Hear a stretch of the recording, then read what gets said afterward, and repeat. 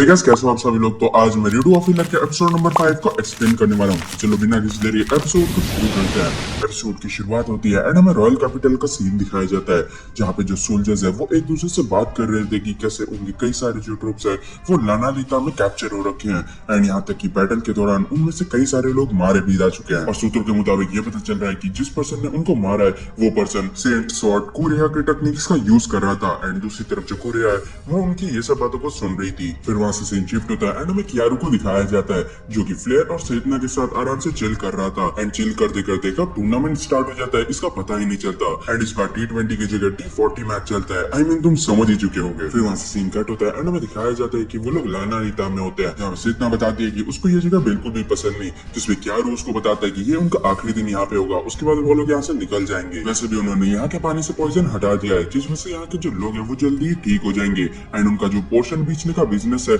वो जल्दी ठप हो जाएगा। और तभी वहाँ पे एक बंदा सेतना के पैरों को देखने के बाद कियारू से बोलने लग जाता है कि वो एक गोल्ड कॉइन में उस आइसवुल्फ क्लैन की लड़की को खरीदना चाहता है क्योंकि वो उसका काफी अच्छा ख्याल रखेगा।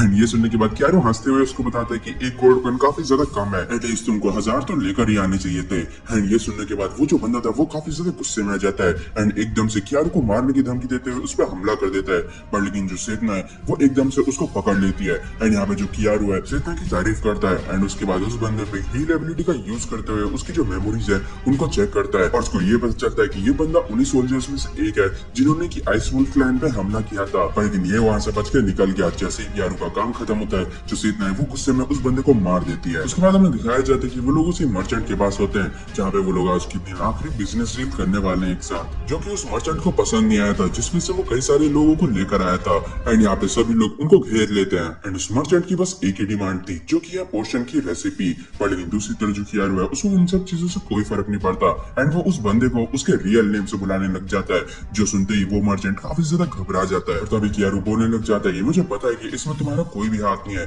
क्योंकि तुम्हारे जो पार्टनर्स है वो तुमसे काफी ज्यादा पावरफुल एंड वेल्थी है। पर लेकिन तभी वो एकदम से काफी क्रीपी तरीके से उनको बोलने लग जाता है कि आखिर मेरे को यहाँ पे कितनी लाशें सजानी चाहिए एंड उसके बाद एकदम से वो फाइट करने के लिए खड़े हो जाता है। पर लेकिन तभी वो जो मर्चेंट है वो बोलने लग जाता है मुझे पता है कि तुम काफी ज्यादा पावरफुल हो, पर लेकिन तुम उन दोनों लड़कियों को एक साथ प्रोटेक्ट करते हुए नहीं फाइट कर सकते। पर तभी जो फ्लेयर और सेतना है दोनों के दोनों बोलने लग जाते हैं कि वो लोग भी फाइट करने वाले हैं। पर लेकिन कियारू उनको शांत होने के लिए बोलता है। उसके बाद उस मर्चेंट से बोलने लग जाता है कि तुम्हें काफी बड़ी गलतफहमी है, ये दोनों मेरे लिए बस टूल्स है, अगर मेरे को इन दोनों को सेक्रीफाइस भी करना पड़े मैं बिना झिझक के कर दूंगा, पर लेकिन आखिर तक मैं तुम सबको मार के रहूंगा। ये सुन के मर्चेंट को तो यकीन नहीं हो रहा था, पर लेकिन कियारू उसको बोलता है कि तुम ट्राई करके क्यों नहीं देख लेते। पर लेकिन तभी कियारू बोलने लग जाता है हालांकि मैं अपने इतने जो बढ़िया टूल्स है उनको इतनी आसानी से खराब होने नहीं दे सकता, इस वजह से मैं तुमको अपनी जो रेसिपी है उसको बेचने के लिए रेडी हूँ, वो भी बस 500 गोल्ड में। एंड ये सुनने के बाद वो जो मर्चेंट है वो भी खुशी खुशी मान जाता है। उसके बाद रेसिपी देने और पैसे लेने के बाद वो लोग वहां से निकल जाते हैं,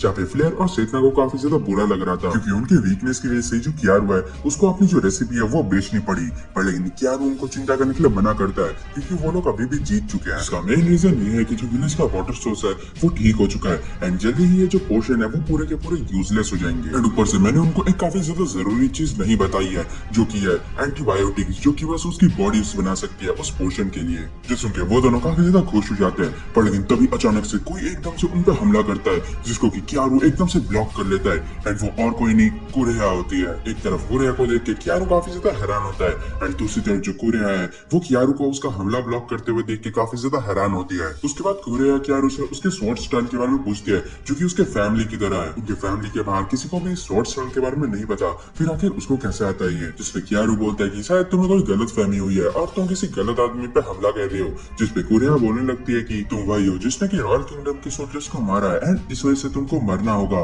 तुमने वुल्फ क्लैन पे हमला किया था एंड उस दौरान जो सोल्जर्स उनको प्रोटेक्ट करने की कोशिश कर रहे थे तुमने उनको भी मारा, वो भी क्लेटेड फैमिली की स्वॉर्ड स्टाइल की वजह से, जिस वजह से तुम बस उनकी बेइज्जती कर रहे हो। और तभी जो सेतना है वो एकदम से अपना हुडी निकालते हुए बताने लगती है कि वो भी आइसवुल्फ क्लैन की मेंबर है एंड जो रॉयल आर्मी है उन्होंने उन पर हमला किया था, जो मास्टर कियारू है उन्होंने उनकी मदद की थी एंड दूसरी तरफ जो फ्लेयर है वो भी यही बात को सपोर्ट करती है। पर जो कोरिया है वो एकदम से उन लड़कियों को बोलने लग जाती है तुम बेचारियों को ब्रेन वॉश किया गया है एंड यहाँ तक कि तुमको उसको मास्टर कह के भी बुलाना पड़ रहा है एंड इस वजह से कियारू तुमको मरना ही पड़ेगा। एंड ये सुनने के बाद कियारू भी सोचने लग जाता है कि यार ये सब काम नहीं कर रहा। तभी जो कियारू है वो एकदम से उसको बोलने लग जाता है स्वॉर्ड सेंट तुम काफी ज्यादा खूबसूरत और स्ट्रॉन्ग हो, मैं तुम्हारी काफी ज्यादा रिस्पेक्ट भी करता हूँ, तो क्या तुम श्योर हो कि तुम मेरी एनिमी बनना चाहती हो। जिसपे कोरिया हाँ बोलती है। पर तभी जो फ्लेयर है वो एकदम से कुरेहा पे हमला कर देती है अपनी फायरबॉल की मदद से। पर लेकिन जो कुरेहा है वो एकदम से उस फायरबॉल को कट करती है एंड अपनी जो स्वॉर्ड का कवर है उसकी मदद से फ्लेयर को बेहोश कर देती है। फ्लेयर को चोट पहुंचते हुए देख के क्यारू काफी ज्यादा गुस्से में आ जाता है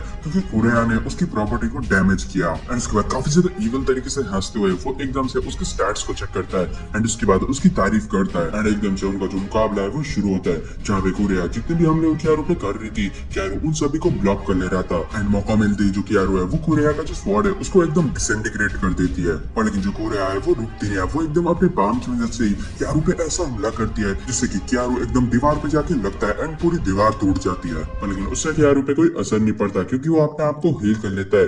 दूसरी तरफ जो कुरेहा है वो अपने दूसरे स्वॉर्ड लेके एकदम से उस पे वापस से हमला कर देती है। पर लेकिन क्यारू उनको डॉज करते हुए उस पर नाइफ फेंकता है एंड उसके पीछे से ही एक पोशन भी फेंक देता है उसके ऊपर। कुरेहा नाइफ से तो बच जाती है पर लेकिन जो पोशन है वो एकदम से उसके शोल्डर पे गिरता है। पर लेकिन कुरेहा अपने जो हमले हैं उनको जारी रखती है जिनको कि क्यारू डॉज कर रहा था।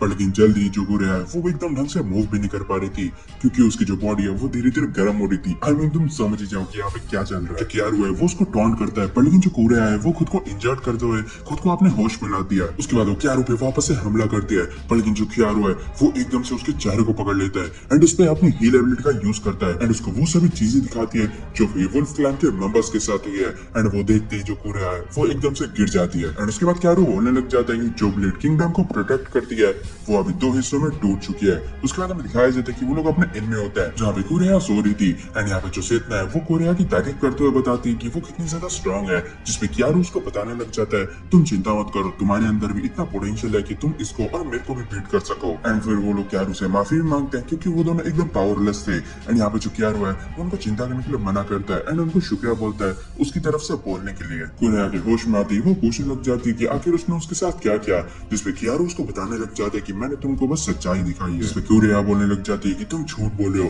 क्योंकि उनका जो किंगडम है वो स्वॉर्ड एंड शील्ड की तरह काम करता है लोगों को प्रोटेक्ट करने के लिए। जिसपे क्यारू बोलने लग जाता है कि वो बस ह्यूमैनिटी के लिए होगा, डेमी ह्यूमंस के लिए नहीं। तुमने किंगडम में देखा ही होगा जो डेमी ह्यूमंस है वही स्लेव है और कोई नहीं।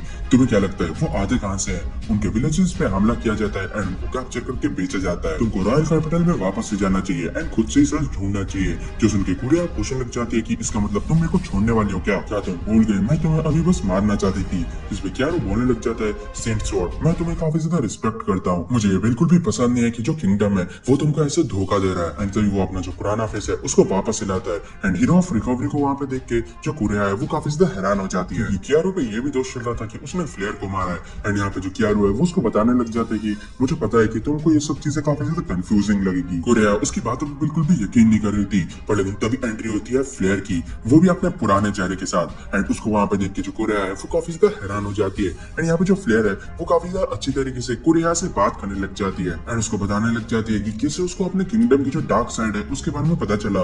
एंड उसको एक्सपोज करने के लिए वो हीरो ऑफ रिकवरी के साथ ऐसा नाटक करते हुए वहां से निकल गई। पर लेकिन जो रेनाल्ड है उसको उनके प्लान के बारे में पता चल गया था जिस वजह से उनको मारने की कोशिश करता है। पर लेकिन उन्होंने अपनी जो डेथ है उसको फेक करते हुए वहां से निकल गए। और फिर वो ये भी बताती है कि उन्होंने आइसवुल्फ क्लैन को बचाया था रॉयल गार्ड्स से। एंड अभी के टाइम में वो लोग एक जर्नी पे निकले हैं जहाँ पे वो लोग दुनिया को बचाने वाले हैं। कुरेहा को अपने पास्ट के डिसीजंस पे काफी ज्यादा दुख हो रहा था जिसपे फ्लेयर उसको चिंता करने के लिए मना करती है एंड इसको बस अपने फ्यूचर पे ध्यान देने के लिए बोलती है। एंड यहाँ पे उसके बाद वो वहां से निकल जाती है। दूसरी तरफ जो क्यारू है वो यही सोच रहा था कि तुमने काफी बढ़िया तरीके से एक्टिंग किया, कमाल हो तुम फ्लेयर। तभी जो कुरेहा है वो क्यारू से बोलने लग जाती है कि वो भी उनकी मदद करने वाली है जिसमें क्यारू को तो कोई प्रॉब्लम नहीं था। तभी जो कुरेहा है वो एकदम से उससे माफी मांगते हुए उसको किस कर देती है। एंड यहाँ पे जो क्यारू है वो भी पीछे नहीं हटता एंड मोमेंटम को आगे बढ़ाता है। एंड हमें तभी दिखाया जाता है कि जो क्यारू है उसने पोशन का वापस से यूज किया।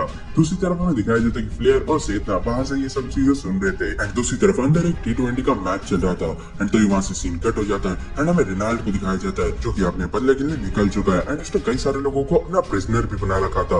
एंड इसी तरीके से ये जो एपिसोड है वो खत्म हो जाता है। तो गाइस कमेंट्स में बताना कि आपको एपिसोड कैसा लगा एंड अगर आपको वीडियो अच्छी लगी है तो वीडियो को लाइक कर देना एंड चैनल को भी सब्सक्राइब कर देना। तो बस आज की वीडियो के लिए इतना ही, मिलते हैं नेक्स्ट वीडियो में, तब तक के लिए sayonara।